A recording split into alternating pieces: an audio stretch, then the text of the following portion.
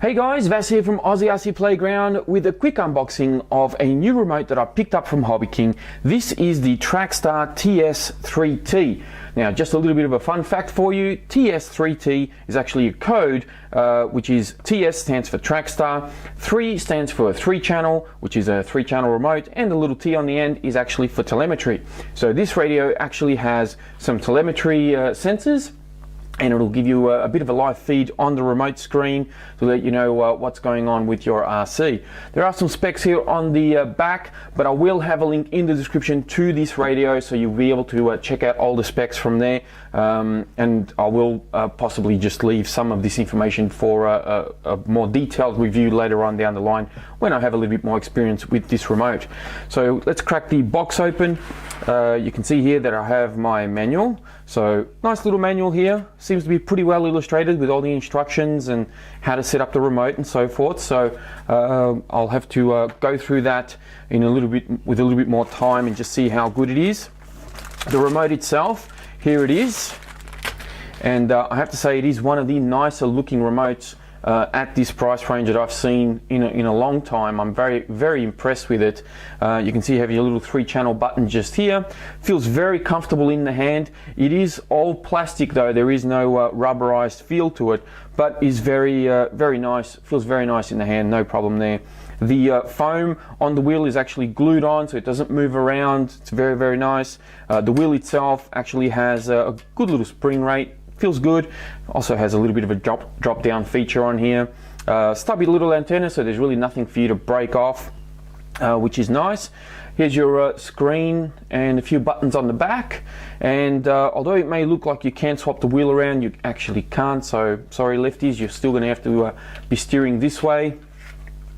And of course it runs on 4 AA's, which I've already put in here, and the tray that the AA's go into is actually removable, so you can actually put a rechargeable battery in here if you like. Now I won't open the tray up because you have to kind of push in here. You need like a little screwdriver or something to kind of push in here to open it up, or some long nails, which I don't have at the moment, so it is a bit hard to open, which is not a bad thing, which means it's not going to, you know, your batteries aren't going to fall out.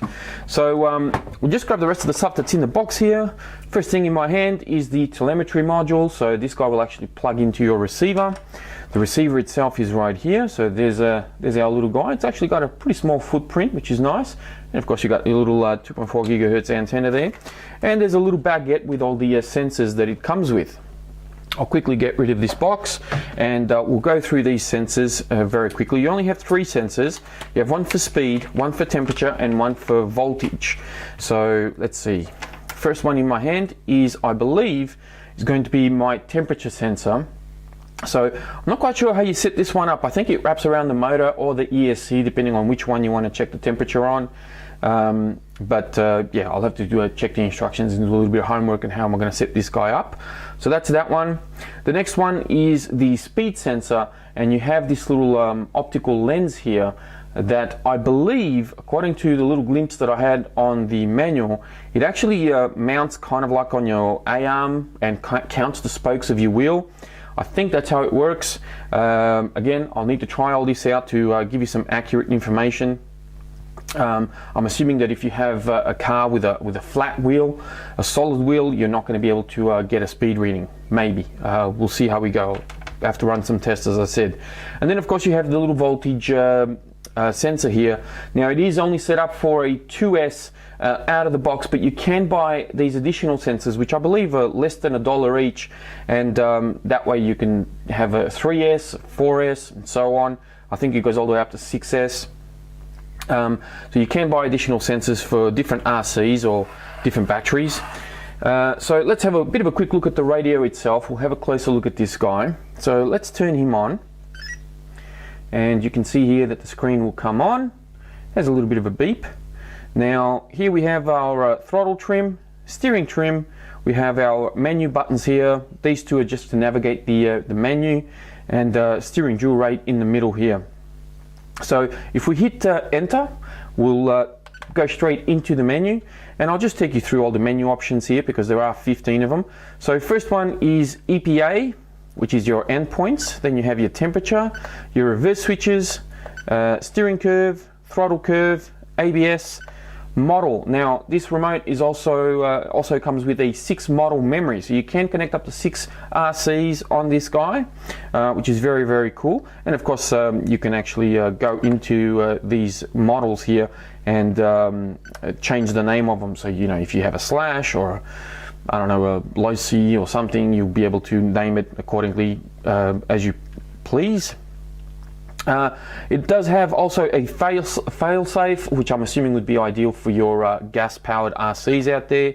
Multi-option screen, so this will turn the beeps on and off. You have a throttle hold, which I believe again could be for the gas cars, and you have a 2 and 3 channel mix, so pretty cool.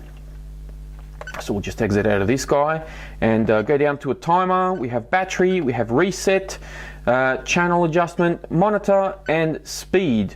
So again, I'm going to have to navigate all of this, and oh, there we go, just went into EPA by accident. So I'm going to have to try this guy out. Quickly just turn him on there and see how I go with it. I'm actually quite excited to try this remote out. I mean, it looks fantastic, it feels really good.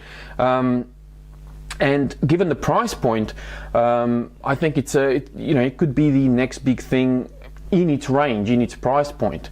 Obviously, this can't compete to some of the remotes out there. They're in the hundreds of dollars, but I think for somebody that wants a little bit extra out of their RC or just simply out of the hobby, this is a very inexpensive remote that will actually come very well equipped. So very much looking forward to testing it out and just see how it goes.